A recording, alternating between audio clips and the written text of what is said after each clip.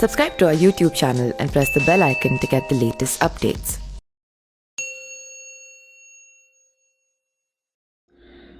नमस्कार, मैं पिंटू सिंह यादव आप सभी का स्वागत करते हैं न्यूज लाइव में। दोस्तों, महाराष्ट्र में जारी सियासी संकट के बीच प्रवर्तन निदेशालय के समन से नया भूचाल मच गया है। दरअसल ईडी ने पात्रचाल भूमि घोटाले में शिवसेना के सांसद संजय राउत को समन भेजकर पूछताछ के लिए बुलाया है। वहीं इसे लेकर शिवसेना कांग्रेस से लेकर टीएमसी तक बीजेपी पर हमलावर हो गई है। उधर संजय राउत ने कहा है कि उनका सिर भी कलम कर दिया जाए तब भी वे गुवाहाटी का रास्ता नहीं लेंगे।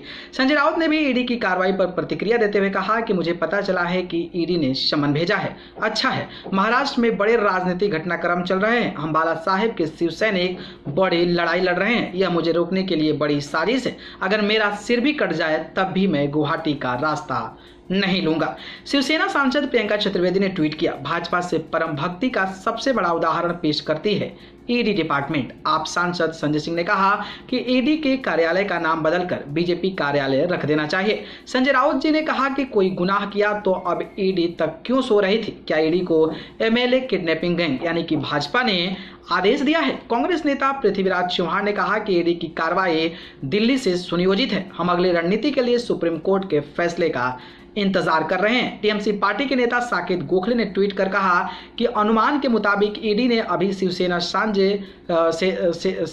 के सांसद संजय राउत और नेता को समन जारी किया गया है। उन्हें कल पूछताछ के लिए बुलाया गया है। यह विडंबना है कि मोदी कितनी बेशर्मी से इमरजेंसी की बात करते हैं जब उनकी सरकार खुले तौर पर विपक्षी नेताओं को निशाना बनाने और सरकार को गिराने के लिए एजेंसियों का इस्तेमाल कर रही है। बीजेपी नेता किरीट सौम्या ने ट्वीट किया, मेरी मां, पत्नी और मेरे बेटे और मुझे जेल भेजने की साजिश नाकाम रही। हमके धमकी दो, गाली दो, लेकिन हिसाब तो देना पड़ेगा।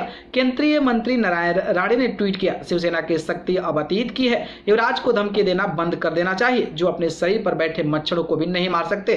गुवाहाटी के होटल से बाहर निकलेगी विद्रोहियों की लाशें जैसे बयानों पर कौन विश्वास करेगा? क्या ऐसी धमकी देना अपराध है? लेकिन जिस तरीके से महाराष्ट्र में सियासी भूचाल मचा हुआ है और उस समय पूरी निष्ठा से जिम्मेदारी संजय राउत संभाल रहे हैं, तो इस कड़ी में कहीं ना कहीं ईडी का समन भेजना यह पूरा का पूरा दिखा रहा है कि भारतीय जनता पार्टी कितनी हरकत में नीचे गिर गई है कि अपनी सरकार बनाने के लिए पहले तो विधायकों को तोड़फोड़ करने की कोशिश कर रही है, साथ में उसके संभालने वाले जो अपोजिशन के लीडर हैं उनके घर पर ईडी की समन भेज रही है। और ईडी को यह भी समझ में नहीं आ रहा है कि जब कोई मामला होता है तो उस समय ईडी तत्पर हो जाती है और जब कोई मामला नहीं होता है तो ईडी पता नहीं किस सांस के साथ सोई रहती है। ये देशवासियों को नहीं पता चलता है। ये पूरा का पूरा जो है एक मोहरे के तौर पर ईडी को पेश किया जा रहा है और ऐसा बड़े बड़े विपक्षी दल के नेताओं का कहना है। इस पर आपकी क्या राय है? कमेंट बॉक्स में जरूर बताइएगा। धन्यवाद।